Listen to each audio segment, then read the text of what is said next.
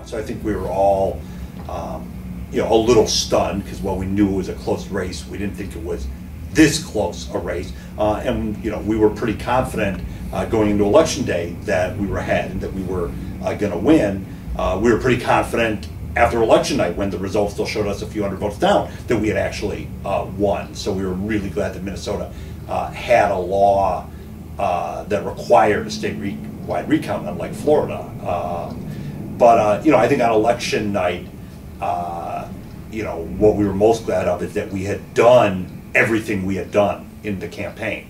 That all the ideas we came up with in the last couple of weeks, the extra doors to knock on, the extra canvassers we put on, the extra phone calls we made, every one of those things make a difference when you're talking about a 312 vote margin. And so you can literally point to every part of the campaign, the ads, the fundraising, the field, the political, and say, thank God we did that, because if you hadn't done any one of those things, that might have cost you 312 votes. So I don't think we had regrets or what ifs on election night. I think we were really glad that we had done the things that we had done.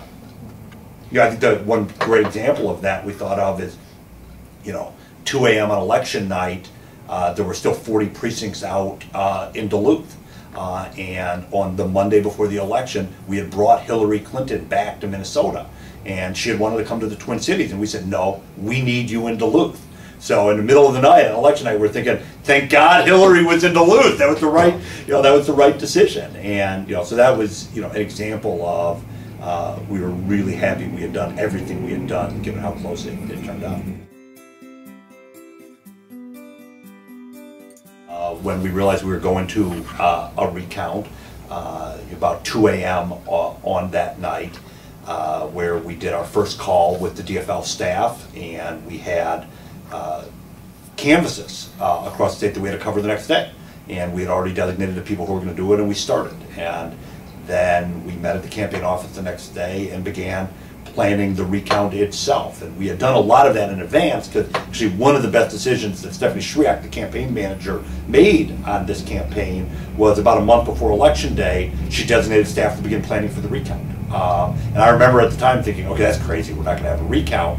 But she was forward thinking enough to know that we needed a plan for that, given how close this race was. So we were really well along in our planning when the recount came along, and then it was a question of executing, which basically means we needed a lot more staff, and we needed thousands of volunteers to participate in the recount. And we had to recruit those folks, we had to train them, we had to deploy them, and then we had to figure out how are we going to track all the information from the recount sites all around the state. And we had to do all that in about 10 days. And so it was simultaneously exhilarating and exciting and enormously stressful and frustrating. But we managed to get it all done.